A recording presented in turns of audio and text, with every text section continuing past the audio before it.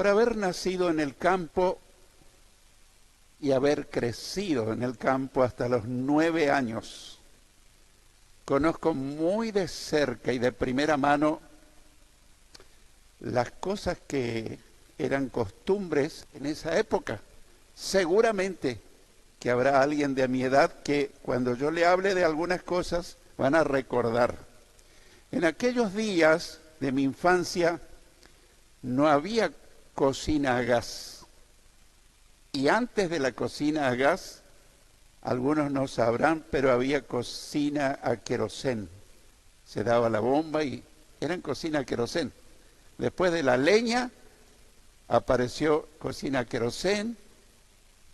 Landricina era uno de los que armaba cocina a querosén, arreglaba bicicletas. Bueno, él siempre lo cuenta. Después aparecieron las cocinas a gas. Así que en casa había cocina a leña. Y qué hermoso era. En invierno se calefaccionaba toda la casa. Pero como si fuera poco, así como al final del patio teníamos un inmenso galpón, lo que hoy sería un tinglado. Ahí mi padre y su personal guardaban el algodón embolsado para luego venderlo. Él era ganadero y era agricultor. Y yo recuerdo algunas escenas de mi infancia primera. Cada mañana, bien temprano, él se iba y encendía una fogata, un fogón al lado del galpón. Y yo lo observaba de lejos y no me contenía el deseo de ir a estar con papá. Y él me explicaba cómo hizo para que ese fuego se encendiera. Lo primero que tenemos que tener en cuenta es que lo hacía bien temprano. Era muy madrugador. Y lo primero que hacía era quitar las cenizas del fogón, porque si él soplaba con cenizas seguro que se le iba a esparcir toda la ceniza por el aire, iba a caer sobre él. Así que primero me enseñaba que teníamos que sacar las cenizas. ¿Y qué pasa cuando un fogón está prendido toda la noche? Los tizones se consumen y quedan distanciados una leña de la otra. Quedan distanciados los tizones. Luego que sacaba las cenizas, él me enseñaba que había que acercar los tizones. Luego tenía que comenzar a soplar muy fuertemente. Y yo, curioso como niño, de esas brasitas que estaban casi extinguiéndose, comenzaban despacito a arder, hasta que al cabo de un rato era un gran fogón que no solo irradiaba calor, sino que iluminaba en la madrugada por el fuego que se había producido. Esta historia, que es una ilustración práctica, nos enseña algo muy sencillo: cómo lograr que en nuestra vida, que en la iglesia, comience a haber un fuego espiritual, lo que llamaríamos un avivamiento espiritual. Pero yo quiero seguir las pautas del actuar de mi padre. Veamos brevemente los 5 aspectos de la actuación de mi padre. Primero, por las mañanas, bien temprano. Era lo primero que hacía. 2, quitaba las cenizas, en ese orden. 3, juntaba los tizones. 4, comenzaba a soplar fuertemente. Y en quinto lugar, el fuego volvía a arder, que se había casi extinguido durante la noche. Eso mismo a veces pasa en nuestra vida espiritual. Tal vez un día tuvimos el fuego del Espíritu Santo, pero si nosotros no tomamos recaudo y las precauciones que hacía mi padre en un fogón, lo más probable es que a cualquiera de nosotros se pueda apagar el fuego del poder del Espíritu Santo. Así que esta ilustración práctica nos ayuda a ver los pasos necesarios para recuperar y tener un avivamiento espiritual. Porque yo te diré que en los años que llevo siguiendo al Señor, No hay cosa más aburrida que ser un cristiano sin fuego de Dios. Es una vida aburrida. Todas las cosas lo hacemos a regañadientes. Para que hagamos algo, alguien siempre tiene que andar motivándonos para que oremos, para que nos congreguemos, para que leamos la Biblia, para que demos testimonio de Cristo. Pero cuando el fuego está encendido dentro nuestro, no precisamos que nadie nos motive. Hay algo que nos empuja, es el poder, es la unción, es la presencia del Espíritu Santo ardiendo en cada una de nuestras vidas. Y a veces tenemos conceptos equivocados. Me contaron que en tal congregación hay un avivamiento espiritual. Me voy allá para ver si yo entro en avivamiento. Pero en realidad el avivamiento espiritual debe comenzar dentro nuestro. El apóstol Pablo le decía a Timoteo, te aconsejo que avives el fuego del don de Dios que está en ti, que te fue dado mediante la imposición de mis manos. ¿Qué le estaba hablando? Que dentro de él comience él a hacer algo para que ese fuego se reavive y entre en un avivamiento espiritual para que la iglesia donde pastoreaba Timoteo comience también a encenderse. Yo te confieso que hace un tiempo empecé y estoy haciendo algunas cosas que no son mías. Si fuera por mi propia iniciativa, yo no las haría. Por ejemplo, el deseo imperioso de orar varias veces al día. Antes solo a la mañana temprano, ahora a la tarde, ahora en cualquier momento del día. Ese deseo ferviente de buscar a Dios. ¿Crees que es una virtud mía? No, es el poder del Espíritu Santo. Yo le dije, Señor, yo quiero estar encendido, yo quiero estar ardiendo, yo quiero tener una iglesia poderosa en avivamiento espiritual. Y el Señor me dijo, tengo que empezar contigo y vos motivale a tus hermanos y se va a encender un fuego en toda la congregación y todos van a disfrutar del poder, la gloria, la presencia y la unción del Espíritu. Gloria a Dios. Aleluya.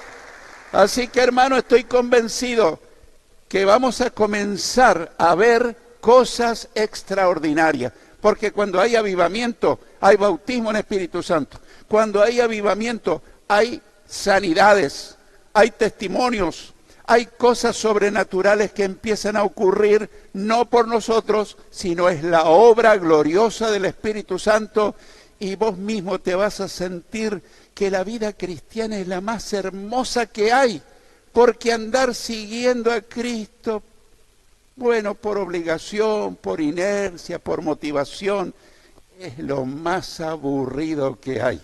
Y corro el riesgo de apartarme y de perderme. Así que vamos a ver las 5 pautas que yo he señalado. Primero, por las mañanas, bien temprano. Eso representa el mejor horario para comenzar un avivamiento espiritual en nuestra vida. En Marcos, Evangelio de Marcos, capítulo 1, versículo 35. Marcos 1:35 dice que Jesús, muy de madrugada, cuando todavía estaba oscuro, Jesús se levantó, salió de la casa y se fue a un lugar solitario donde se puso a orar. Bueno, el relato nos presenta lo que sucedió en un día de la vida del Señor Jesús, en el día de su ministerio. Pero esta era su costumbre. Aparte de eso, dice que a veces pasaba toda la noche orando. Por ejemplo, cuando tenía que elegir a los 12 apóstoles, dice la palabra que él pasó la noche orando para recibir indicaciones del Padre para elegir a sus 12 apóstoles. Pero acá describe un día. Y si le pudiéramos decir, Jesús, ¿cuál era tu costumbre en tu vida de oración? Él nos diría, muy de madrugada, cuando todavía estaba oscuro. Bueno, ¿eso es fácil? No lo es. Trabajé muchísimos años en el Banco Nación Argentina y entraba muy temprano. Y si yo quería tener mi devocional tranquilo, profundo con el Señor, tenía que madrugar. Pero hermanos queridos, vale la pena usar las primeras horas del día para buscar de Dios la dirección, la gracia, la unción. Y yo te pregunto, ¿viste algún conductor que carga combustible al regresar del viaje o cuando va a emprender su viaje? La lógica, el sentido común, me dice que todo conductor carga de combustible su vehículo antes de emprender el viaje. ¿Cuántos de nosotros emprendemos el viaje del día y nos llenamos de problemas y nos aturdimos y no sabemos cómo hacer para salir adelante? Cuando usamos ese primer tiempo, primero le estamos demostrando a Dios que para nosotros Él es más importante que todas las actividades del día. Las primeras horas del día necesitamos cargar combustible, entre comillas, para que nuestra vida esté fortalecida frente a los embates de la vida que nos presenta el desafío de la nueva jornada. Así que se va más lejos de rodillas que caminando, como yo siempre digo. Esa era la costumbre de Jesús. Pero en el Salmo 5, versículos 1 al 3, Salmo 5, versículos 1 al 3, dice a qué hora oraba David, el rey David.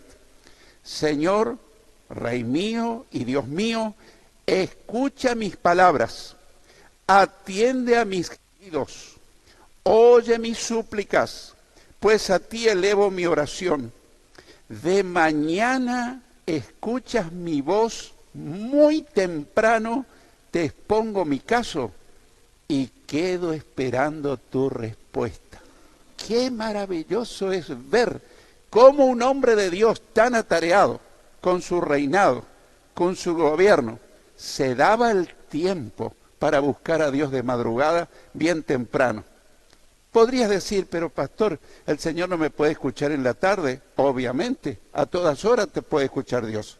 Pero usando las primeras horas de la mañana es cuando yo me preparo para enfrentar las vicisitudes, los problemas, los altibajos, los contratiempos del día. Increíblemente el Espíritu Santo te guía, va delante tuyo, te abre puertas. Yo te animo a ser un madrugador, a levantarte más temprano. Tal vez tengas que acostarte un poquito más temprano, pero las primeras horas del día son las que te van a ayudar a que se produzca dentro tuyo un avivamiento espiritual.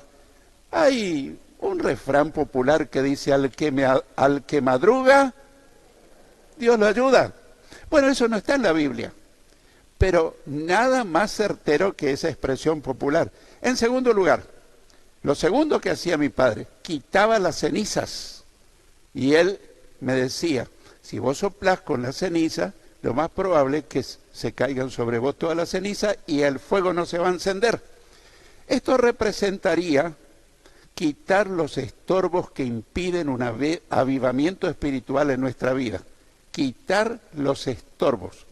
En Hebreos 12, 1, Hebreos capítulo 12, versículo 1, leemos: por lo tanto, ya que estamos rodeados de una enorme multitud de testigos de la vida de fe, quitémonos todo peso que nos impida correr, especialmente el pecado que tan fácilmente nos hace tropezar, y corramos con perseverancia la carrera que Dios nos ha puesto por delante. Hay algunas expresiones de esta porción bíblica que yo quiero destacar. Quitémonos todo peso que nos impida correr. Y yo te pregunto, ¿viste algún deportista, un futbolista, llevando una carga, una maleta en el hombro? Por supuesto que no. Hasta la ropa es bien liviana. No se puede correr la carrera cristiana lleno de cargas, lleno de ansiedad, lleno de preocupación, lleno de obstáculos que a todos se nos empieza a acumular. A veces enojo, a veces resentimiento, a veces falta de perdón, a veces rencor. ¿Cuántas cosas pueden estar impidiendo. Y podemos hacer 1000 cosas y el fuego no se enciende. Hay cenizas probablemente en nuestras vidas que va a impedir que el fuego se encienda. Que dice el pecado que tan fácilmente nos hace tropezar. Otra versión dice que nos enreda y nos impide avanzar. Y corramos con perseverancia, con paciencia, dice otra versión. Pero me gusta más perseverancia, porque cuando pienso en alguien que corre, un maratonista, yo no pienso en paciencia, yo pienso en perseverancia, que tiene que llegar a la meta. Corramos con perseverancia la carrera que Dios nos ha puesto por delante. Así que, mi querido hermano, mi querida hermana, si hay cenizas en tu vida, no me diga que no lo hay, porque si yo empiezo a revisar mi vida, siempre encuentro mayor o menor cantidad de cenizas. Recuerdos amargos, encontronazos, discusiones, dolor. Yo te quiero decir con amor, esas cosas impide que haya un avivamiento espiritual en tu vida y en la mía. ¿Qué tenemos que hacer con esos impedimentos? Entregárselo a Jesús. Él dice, vengan a mí todos los que están cansados y trabajados, que yo los haré descansar. Lleven mi yugo sobre ustedes. En otras palabras, caminemos juntos y aprendan de mí, que soy manso y humilde de corazón, y hallarán descanso para su alma. Cuando uno está liviano, sin cargas, el fuego de Dios se comienza a encender. Pero cuando está lleno de cenizas, hacé la prueba en tu casa, el fuego no se va a encender. Por eso yo te animo que si hoy descubrís que hay cenizas en tu alma, en tu mente, en tu corazón, se la entregues al Señor. Y vamos a dejar delante del altar una montaña tal vez de ceniza. Yo también la voy a poner a la mía. Pero tenés que regresar a tu casa libre de impedimentos. En tercer lugar, la tercera acción que hacía mi padre era juntaba los tizones. La gente que conoce un fogón sabe de qué le estoy hablando, porque hoy con la vida moderna no hay tal cosa como tizón. Te vas, encendés la cocina, un magiclic y estuvo listo el fuego. Pero antes no, teníamos que juntar los tizones. ¿Y por qué no se soplaba sin juntar los tizones? Y no prenderían, porque los tizones cuando están juntos toman fuerza, se enciende, el fuego comienza a hacerse real. Esto representaría juntarnos, unirnos a otros hermanos en la fe en las reuniones de oración. Hermanos, la reunión de oración en la mayoría de las iglesias es la menos asistida.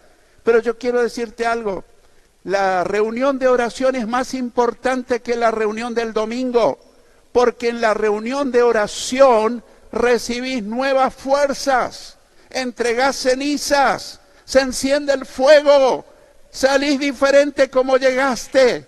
Y el domingo no, sí, pero más que nada venimos a adorar a Dios y venimos a escuchar qué nos dice Dios. Y hoy Dios nos dice, hijo, te espero en cada reunión de oración y tu fuego va a empezar a arder y en poco tiempo vas a ser un volcán que emana fuego y ese fuego va a ser notorio y te va a dar nueva fuerza. Así que juntaba los tizones representa unirnos. Quiero contarte una historia bíblica. Pedro y Juan estaban presos por hablar de Jesús, pero los soltaron y les prohibieron que terminantemente seguir hablando del Señor. No te leo el pasaje bíblico porque es muy extenso, pero voy al punto principal. En Hechos 4, versículos 23 y 24. Hechos 4, 23 y 24 leemos. Y puestos en libertad, vinieron a los suyos. ¿Qué significa? Se unieron a sus hermanos y contaron todo lo que los principales sacerdotes y los ancianos les habían dicho. Y ellos, habiéndolo oído, alzaron unánimes la voz a Dios y dijeron, soberano Señor, tú eres el Dios que hiciste el cielo y la tierra, el mar y todo lo que en ellos hay. Y siguieron orando. La oración es muy extensa, por eso no te la leo todo. Pero quiero destacar algunas cosas. Vinieron a los suyos. Y yo estuve pensando, ¿No podía haber orado Juan en su casa y Pedro en su casa? Por supuesto. En el mejor de los casos, ¿no podían haberse unido ellos los dos a orar? Mejor que mejor. Pero ellos no hicieron eso. Ellos vinieron a reunirse con la congregación. Dice, vinieron a los suyos, a todos los hermanos, y allí compartieron su problema. Y otra expresión del versículo 24 dice, alzaron unánimes la voz a Dios. Es decir, que no es que cada uno empezó a orar por su necesidad. Todos oraron unánimes, en un mismo sentir, con un mismo propósito. Intercedieron por Juan y por Pedro para que Dios obre poderosamente. Y siguieron orando. Esa es la manera. Yo te animo a asistir a los cultos de oración. Yo anhelo con todo mi corazón, y el Señor más todavía, que la oración sea una de las columnas principales de esta congregación. La oración que ora, la oración que persevera en oración, es una congregación que avanza. No hay nada que lo detenga. Es una congregación poderosa. No hay pandemia, no hay enfermedad, no hay escasez económica, porque Dios al final de cuentas es el dueño de la plata y el oro del mundo, pero Él está esperando que su pueblo se reúnan a orar y clamar para Él abrir las ventanas de los cielos y derramar bendición hasta que sobreabunde. Hermano, te animamos a venir juntos a orar para que veamos las grandes bendiciones que Dios nos tiene reservadas. Así que comenzaron a orar, comenzaron a soplar el fuego. ¡Qué bueno, qué bueno! En cuarto lugar, comenzaron a soplar, representa el orar junto en la congregación con un propósito definido. En Hechos 4, 29 y 30 dice que vemos cómo siguieron orando. Verso 29, Hechos 4, 29. Y ahora, Señor, mira sus amenazas. Todos oraron. Y concede a tus siervos que con todo denuedo. Denuedo es una palabrita que no la usamos en nuestro léxico habitual. Quiere decir valor, quiere decir coraje. Tiene muchas acepciones. Pero en este contexto quiere decir, y concede a tu siervo que con todo valor y coraje hablen tu palabra, hablen tu mensaje, hablen de Cristo, mientras extiendes tu mano para que se hagan sanidades y señales y prodigios mediante el nombre de tu santo Hijo Jesús. Hermanos, tengo una buena noticia. Cuando esta iglesia comienza un avivamiento, vamos a contemplar milagros tras milagros, milagros poderosos que Dios quiere hacer en tu propia vida, en tu familia, en tus vecinos. Dios va a ser exaltado y muchos que están atados van a ser liberados. Muchos que están enfermos luchando por su salud van a ser sanados. Pero la iglesia necesita usar tiempo en oración conjunta para que Dios comience a abrir las ventanas de los cielos. Dios nos está invitando a juntarnos a orar. Es lo mejor que nos puede ocurrir. En quinto y último lugar, ¿le habrá dado resultado? Esa es la gran pregunta. ¿Habrá tenido sentido? El fuego volvió a encenderse, en el caso de mi padre. Representa al fuego del Espíritu Santo volviéndose a mover poderosamente sobre nosotros. En Hechos 4:31, Hechos 4:31, vemos los efectos de orar juntos en la congregación con un mismo propósito. El versículo 31 dice, cuando hubieron orado, el lugar en que estaban congregados tembló. Y todos, no algunos, todos fueron llenos del Espíritu Santo y hablaban con denuedo, con valor, con coraje, la palabra de Dios. ¿Notaste algo? Ellos no estaban pidiendo la llenura del Espíritu Santo. Ellos estaban pidiendo la intervención de Dios porque le habían prohibido hablar de Jesús. Pero Dios sabía que la única respuesta que necesitaban ellos era que el poder del Espíritu Santo se derrame sobre esa congregación. Y dice que cuando hubieron orado, está hablando en plural, cuando todos oraron, el lugar en que estaban congregados tembló. Este es un pasaje casi anónimo, nunca se lo toma muy en cuenta, pero fíjate lo que ocurrió, tembló. Y todos, no algunos, todos fueron llenos del Espíritu Santo y hablaban con denuedo, valor, coraje, la palabra de Dios. Yo quiero concluir con una ilustración real, verídica, que es negativa, pero nos habla de la importancia de no dejarse enfriar. Hace muchos años, en otra ciudad, conocí a una iglesia de Dios, de nuestra organización. Conocí personalmente a esa iglesia. Era una iglesia que estaba en avivamiento. Ocurrían milagros, bautismo en Espíritu Santo.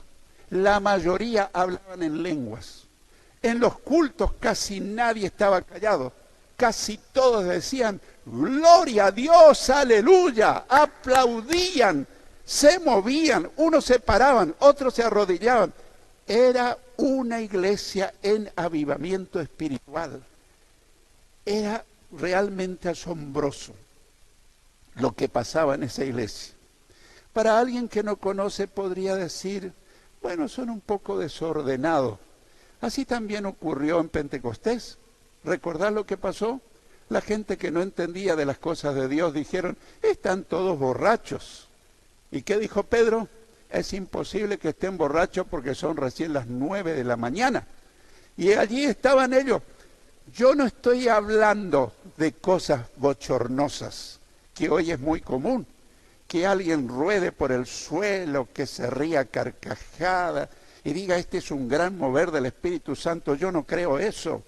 Yo creo que eso es más bien emocionalismo barato, porque cuando se manifiesta el poder del Espíritu Santo hay sobriedad, pero hay mover. Nadie es capaz de mantenerse fuera de contexto. Todos están listos para aplaudir, para levantar las manos, para decir amén, para decir gloria a Dios, para hablar en lengua, para orar por uno, para orar por otro. Era una manifestación gloriosa de Dios.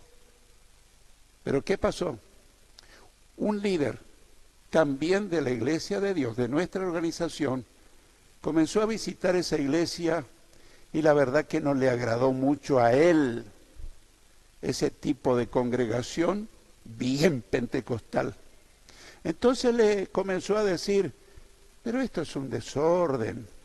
Ustedes tienen que estar en el culto calladito, sin aplaudir, sin decir gloria a Dios. Y la gente empezó a escuchar eso. Y quiero decirte algo, que lo conocí directamente, personalmente. Esa iglesia se comenzó a apagar. De haber sido una iglesia en avivamiento, resultó en una iglesia muy ordenada, pero apagada. Muy ordenada. Todos estaban como estacas. Los que querían levantar las manos ya no lo hacían. No vaya a ser que me tilden de espiritualoide.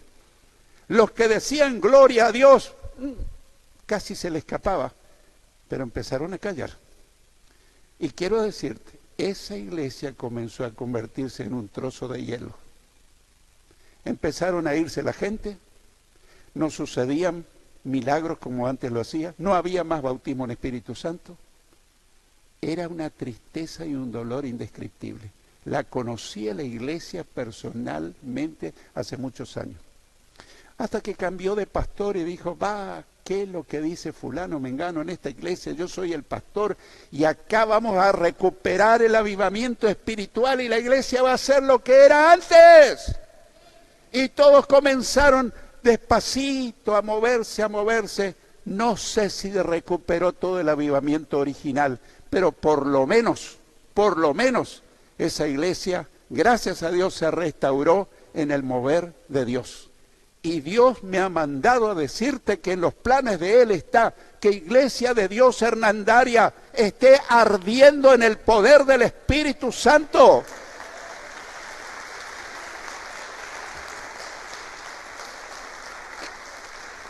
que sea una iglesia donde Dios va a ocupar tu vida para hacer milagros.